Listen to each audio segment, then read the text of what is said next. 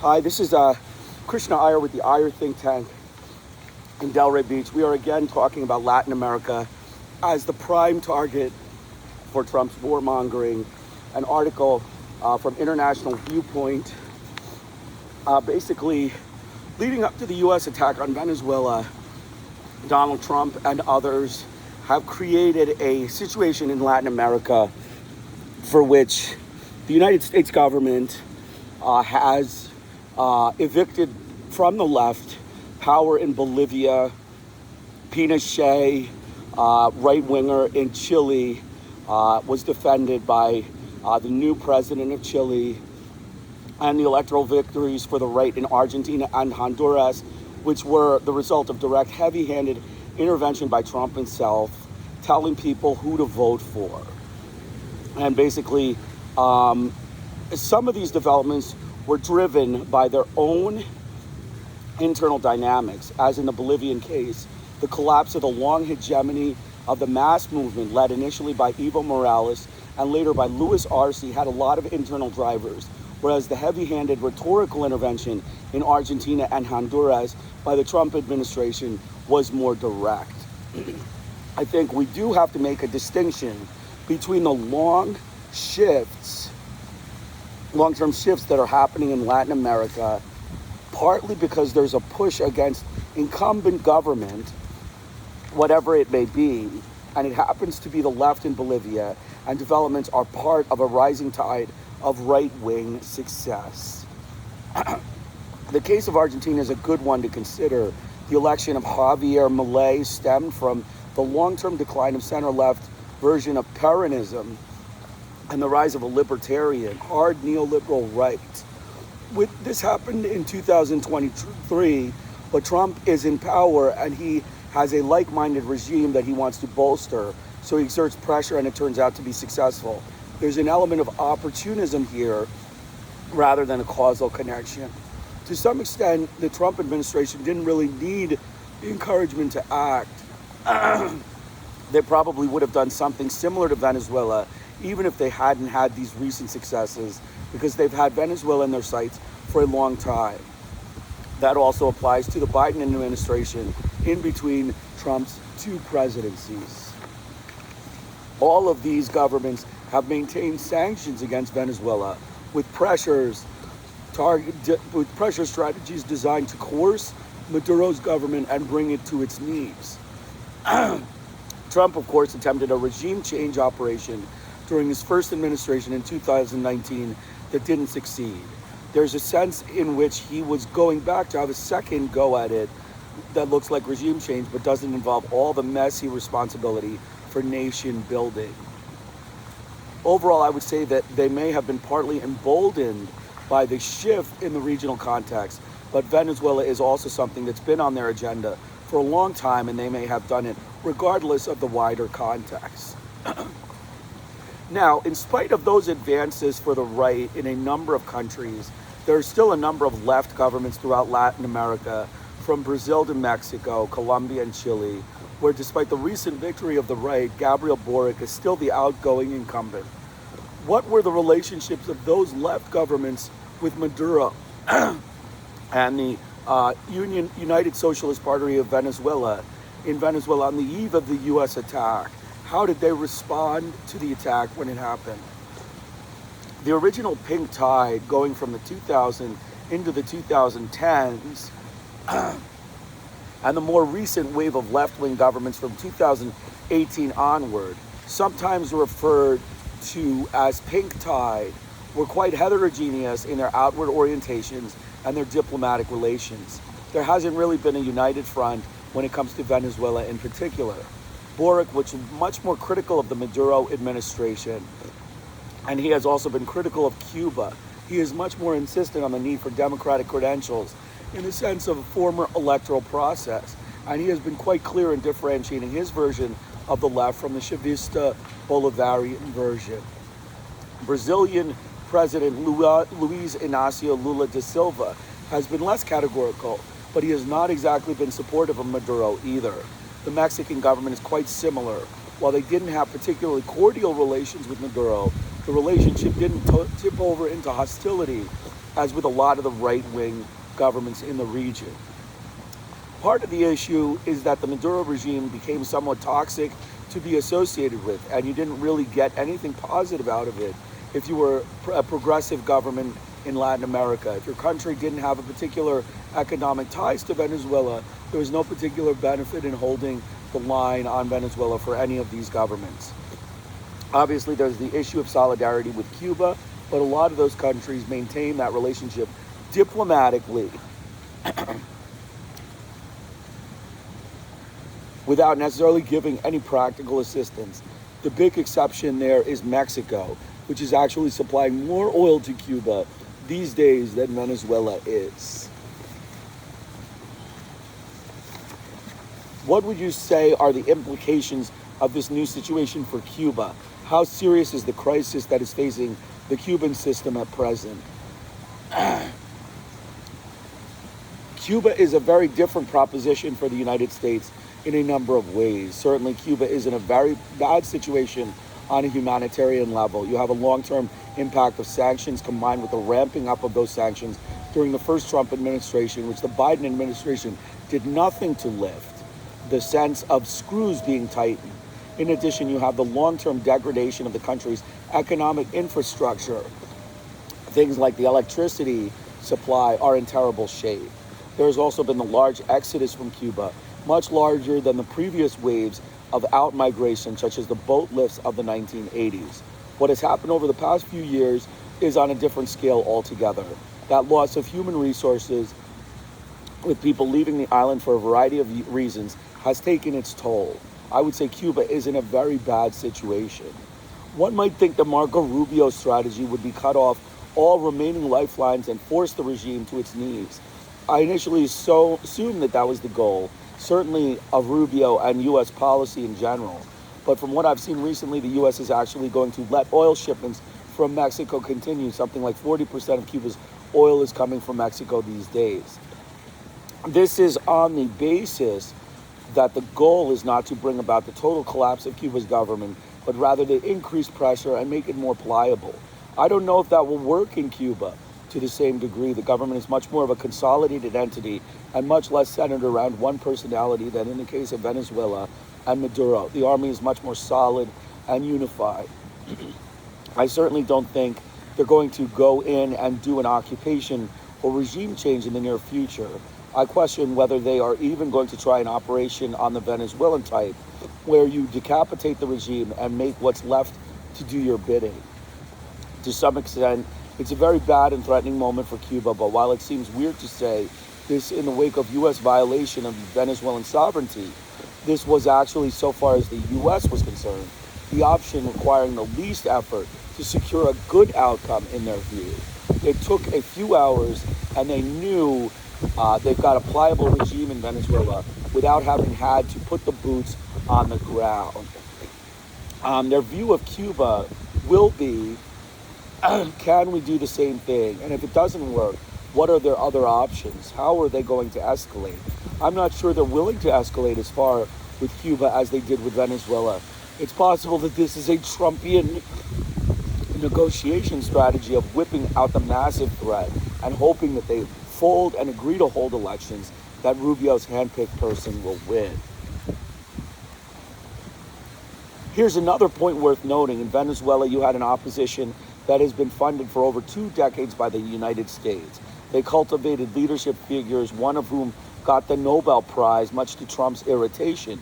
You had a ready-made opposition that you could put in power if you wanted to regime change operation on the old U.S. model. But even that scenario, the United States didn't do it.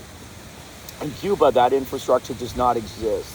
Despite what the Cuban right-wing lobby in the United States has been saying for 6 decades, it doesn't have a ready-made alternative to what is currently there in Cuba. As brutish and irrational as the Trump administration is, I think it will have an assessment of the situation and won't want to work and create an Iraq-style quagmire for the sake of placating Rubio. Obviously, Rubio will be pushing for some version of regime change, but I also don't think he will be happy to wait and just increase the pressure on Cuba along current lines until an opportunity presents itself. That may not be for some time. In the interim, there will be more suffering of the Cuban people of an intolerable kind. The decades of totally immoral sanctions are going to continue, but I don't think the United States will repeat Venezuela's move on Cuba in the near future, although I could be sadly proven wrong at any moment.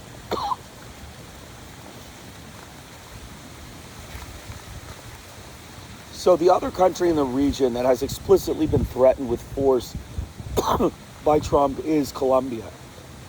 How dangerous would you say that the current moment is for Colombia and for the government of Gustavo Petro in general? Does the Colombian left have advantages in any potential confrontation with Trump that Maduro and the PSUV lacked? On the one hand, Petro hasn't reached the same heights as Hugo Chavez during his first decade in office in terms of electoral success and concrete gains that he could point to. On the other hand, it's often only been a relatively short period of time since Petro was first elected, and his government doesn't have the sense of having been in power for a very long time and presiding over a severe economic crisis. What would that put them in a stronger position if the confrontation with Trump develops further?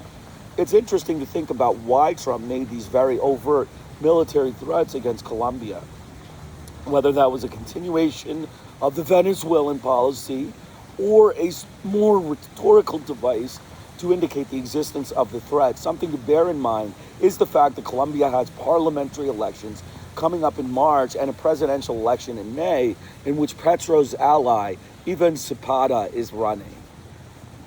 One view would be that the election gives the U.S. the opportunity to secure a more pliable regime in Colombia without the use of military force. There's a right-wing candidate of Javier Milei type, Abelardo de Esprella, who is poised to do reasonably well in the first round and who could potentially win a second round runoff against Cepeda.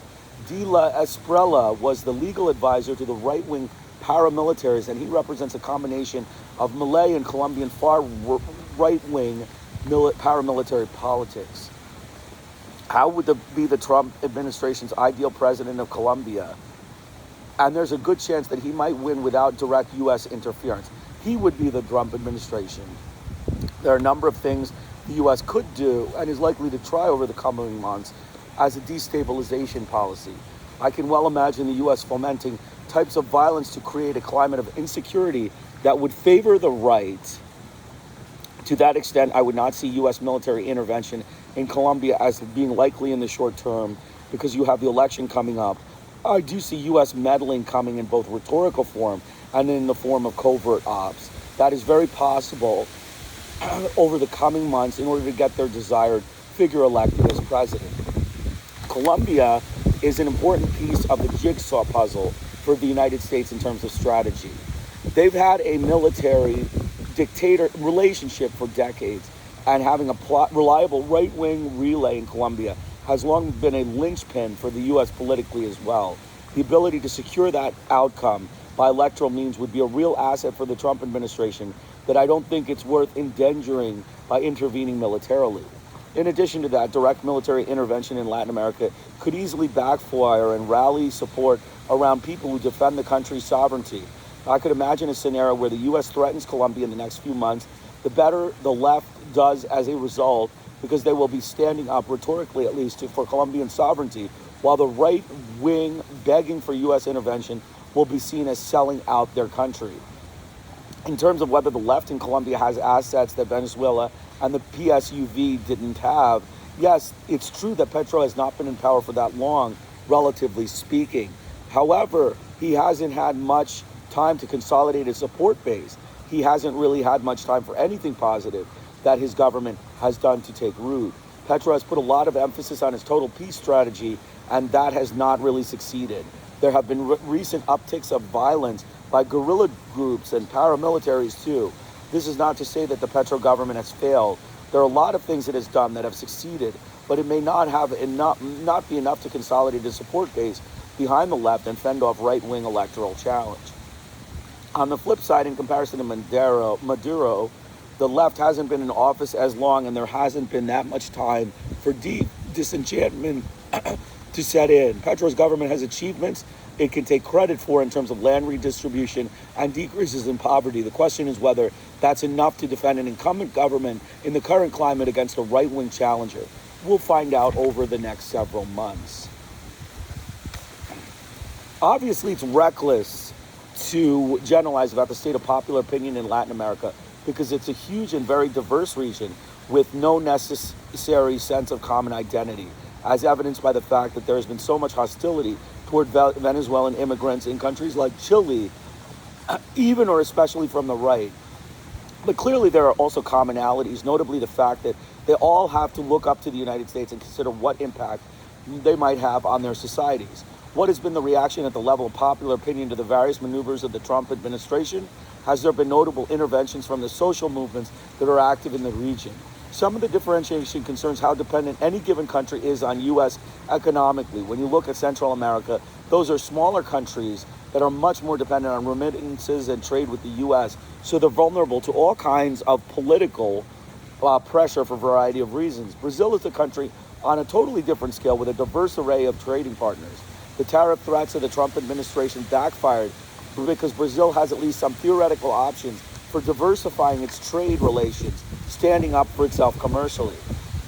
At the government level, one consequence of the Trump administration's actions has been to push Latin American elites to get behind regional trade pacts. The EU-Mercosur trade pact has just been signed. It has taken 20 years to get it over the line. Trump's actions are what finally pushed people to think it was a good idea. You've got a fairly large trade bloc in South America lowering tariffs with the EU, which gives the European capital a significant foothold that has long been searching for. To some extent, at government level, it's a question of what other options a country has. In the case of Argentina, the stick has been waved over the heads of an electorate. Was the cancellation of a bailout for the government that has been in financial crisis, both under Malou and under the preceding administration. We're going to withhold a life vest from you as you are sinking. That's a very different kind of threat compared with the tariff threat against Brazil. In terms of popular movements, they have certainly been expressions of rejection of U.S. intervention with a lot of street demonstrations in Mexico, Brazil, and other places. At the same time, the imperial offensive by the United States has been quite selective in its targets so far. The overall strategy is very clear, but in terms of who has actually been targeted to date, it's quite selective, moment by moment, and that makes it much harder to organize around. Beyond a general stance of rejecting United States imperialism, which has been a constant position of Latin America in the left for a century, and for very good reason, there isn't a concrete issue to organize around as there was with, for example, the imposition of a dictatorship in Chile in the 1970s. We're in the early stages of discovering what a new wave of solidarity movements would look like and what they would be able to do. To be sure, there's a rejection of U.S. intervention.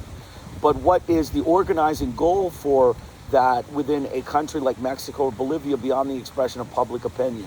We'll have to see how the Neo-Monroe Doctrine evolves and who the next targets are to discover how the response of popular movements develops. I would expect an upsurge of anti-imperial sentiment, but what organizational forms that would assume is not yet clear. It may translate into electoral outcomes.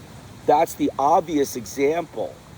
The other question is whether popular movements in Latin America have the capacity to carry out a massive civil resistance as opposed to mobilizing around a short-term electoral goal and then demobilizing.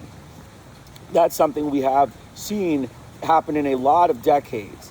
Popular movements will mobilize very successfully to block neoliberal reforms or to elect a progressive coalition, and there will be a wave of demobilization. Another point to mention is that there has been a real increase in insecurity in many countries, which has had a demobilizing or demoralizing impact. There's a lot of discourse around security in Latin America with talk of pervasive violence.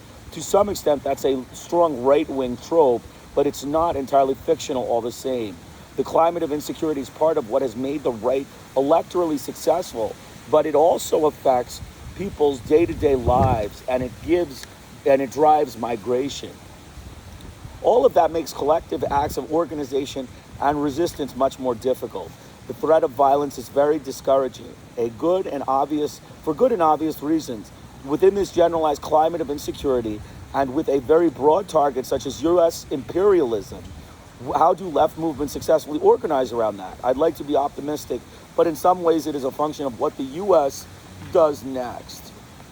What are the implications of the Trump administration's new emphasis on hemispheric hegemony for left projects in Latin America? What are the prospects for resistance, or even, to put it in more modest terms, for carving out some functional breathing space? The Trump administration presents its strategy for the Western Hemisphere, its reassertion of the Monroe Doctrine, as a novelty, but it really conforms to a very old pattern. It's a reversion to a model for U.S. relations with the Western Hemisphere that is more than a century old. It was later superseded by the Cold Framework and the U.S. rise to global preeminence. Curiously, this return to the Western Hemisphere represents a shrinkage of U.S. ambitions from a certain perspective. Greg Andin has developed his analysis of this point in several books, particularly Empire's Workshop, where he argues that Latin America is where the U.S. goes to reinvent itself. It re-entrenches the Western Hemisphere during moments of crisis. You could think of it in those terms. Trump is a phenomenon of crisis related to the collapse of neoliberal dispensation, the long decline of profitability of the corporate U.S. sector, and the vast financial bubbles they've had to inflate to compensate for declining growth rates. There is a generalized crisis in U.S. capitalism. At the same time, U.S. global power is faced with the rise of China and the diminishing returns from military ventures such as those in Iraq and Afghanistan. There's a logic to U.S. retrenchment in the Western Hemisphere, to reinvent itself, to reassert itself to power, to rack up some easy military victories, and then to control the entire hemisphere and dominate its resources, as the National Security Strategy document specifies. The Caribbean in particular is going to be especially vulnerable to abrupt reassertions of United States military power without ambition to engage in nation-building occupations, such as it attempted in Iraq. One could then differentiate between Caribbean as a primary theater of U.S. aggression and South America as a secondary area. South American countries are much bigger and much more significant, both economically and militarily. It would be a different proposition for the U.S. to exert its power over them. Currently, what you have is a huge deployment of U.S. naval forces in the Caribbean using Puerto Rico as a massive aircraft carrier. I can imagine that U.S. maintaining that posture in the Caribbean for some time to come. But that also means they wouldn't be doing it in South America. It's a very old pattern, but one that's being updated for the age of aircraft carriers, drone warfare, and high-tech military interventions like the one that abducted Maduro. At the same time, the Trump administration is repeating this pattern from the era of Teddy Roosevelt in a very historical context. Thinking about intervention in the 1900s and 1910s, the U.S. was a preeminent power in the Western Hemisphere during that period, as well as being an ascendant global power. At that point, you didn't have the rise of China or large-scale Chinese investments in the infrastructure throughout Latin America. You certainly didn't have China as the main export market for a number of products in Latin American countries. The U.S. is re-entrenching to the Western Hemisphere on the assumption that it can dominate the region in the same way that it did more than a century ago, but in the context where that hold is much more contested, economically at least, between the U.S. and China.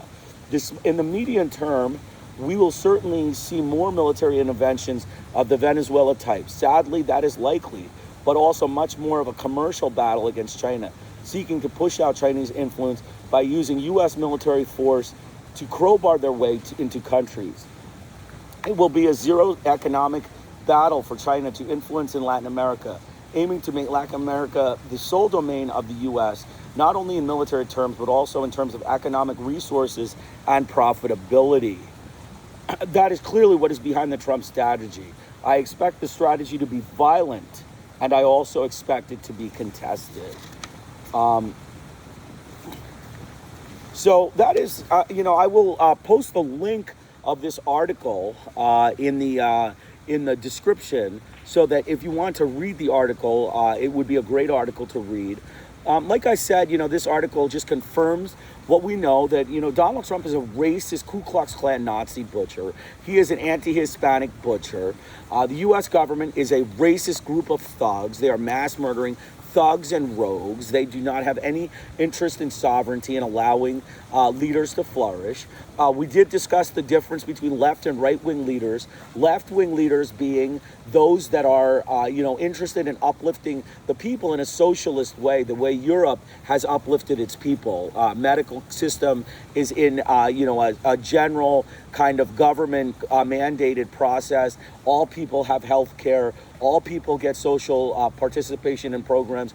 All people can use public gym facilities. All people can go to public places. There is no racial discrimination or, racist Anglo-Christian, corporate hegemony in the country of, process. That is the benefit of having a left-wing society. And unfortunately, the United States, the racist thugs and military mass murdering Ku Klux Klan Nazi rogues, they like to, butcher people and force their form on people. So we have to accept the fact of the matter is that, the left-wing governments of Latin America, those are right now, we have Petro. Petro is in Colombia. We have Brazil. Lula is in Brazil. We have Uruguay. Uruguay is left-wing. Peru is left-wing. We have... now Mexico is also left-wing. Mexico is the major other left-wing player. So we have to understand that these countries that are left-wing, I think that we need to be very aware of Donald Trump's secretive agenda here. He is trying to transform Latin America into a right-wing state. This is, not just for him. He is one aspect. I mean, in 4 years, what can a man do? A thug like Donald Trump is not, really that much of a, he's not that dangerous on a political scale because he's not, a military man. He's not a big general. But, as a prelude to the next administration coming in, it could be a serious problem. So, I strongly urge the Latin American people to, look into their countries and, support the left-wingers that are looking to break away from the American hegemony. There's a big country, China, that is, ready to trade with all Latin American nations. It is doing a great job. It is, coming up and it is, fending for many Latin American states. And though the United States is trying to curtail this by pushing right-wing dictators on people in Latin America is only going to hurt them as a group of people. And, as far as I can tell, the U.S. government, it's kind of a losing battle. Donald Trump, we've already discussed Donald Trump, his abilities as a ruler. He is an imbecile. He is a racist. He is just really not interested in doing anything beneficial for world polity. He is interested in bettering his money and his own personal cash flow. And then on the side, he's interested in, imperialist Monroe type ideas of the United States. But from, a standpoint, he's a dangerous man. I mean, at the same time, he is a dangerous man. He is a war criminal. He is responsible for mass murder. And you have to take, whether he is, really, that dangerous as a human being. Any U.S. president is a dangerous man. Okay, any U.S. president that is unchecked in his power can be a dangerous man. And that is Donald Trump. Donald Trump is a very dangerous man. He has killed hundreds and thousands of people in all parts of the world, including Latin America. He did this Venezuelan invasion, this racist invasion and abduction of Nicolas Maduro on the part of an Anglo-Christian racist American Ku Klux Klan Nazi rogue. And that is what he's been doing. And we have to stop and we have to remember, the basic summary of all of these things is that Latin America needs to be left alone. I again say that the U.S. government, its thugs need to get off Latin America. They need to accept the words Yankee go home when it's written. Yankee go home means go home, Yankee. Don't get involved in our business. But the U.S. does not seem to worry about that. They seem to be fixated on on making sure right-wing dictators come up and, secretly pushing for right-wing people. So we have to, make sure that everyone is aware that this is a public, forum. We have to understand, we have to support left-wingers. The right-wingers will only help the white racist capitalists. Colored people are not helped by left-wingers. at any notice, any one of your, facial features, any one of your genetic aspects will be deemed as racially inferior as a person of color, and you will be targeted by the U.S. government's, campaign of capitalist racism, and you will be taken out of your job, and you will be put into, murderous condition and treacherous conditions. That is the goal of capitalism. Capitalism and right-wing, dictatorships are very unstable for that reason. They do not afford people security. They do not afford people mental peace or security. They're always, ready to push for guns and push for violence and push for, political assassinations, for, extrajudicial executions, lynch justice, kidnappings, the whole 9 yards. That is what right-wing dictatorships are about. And we have to be very, very careful before we back things like that, when there are so many other options that are much better. The positive options, including, the proper performance of, regular health care, regular, rights of citizens, the ability to go to public places and do what you need to do. All of these things are important, and we need to back all of these aspects for the sake of correct action and for proper upliftment, proper social upliftment is the goal. So, as I said, it's very important to watch these videos and to, read the articles, because without reading the articles, you won't have any idea of what you're seeing. I will post the article on the internet, and just give me 1 second.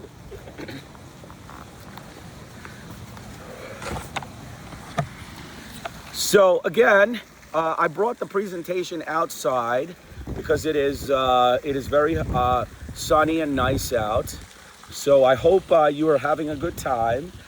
This is Krishna Iyer with the Iyer Think Tank in Delray Beach. I will just show you the nice fountain that we have. We have the nice fountain in Delray Beach, Florida, Windsor, Delray. And that is my presentation for the day, for this morning. I will have one more in the poolside. I hope you enjoy it. This is Krishna Iyer with the Iyer Think Tank in Delray Beach. Have a great day.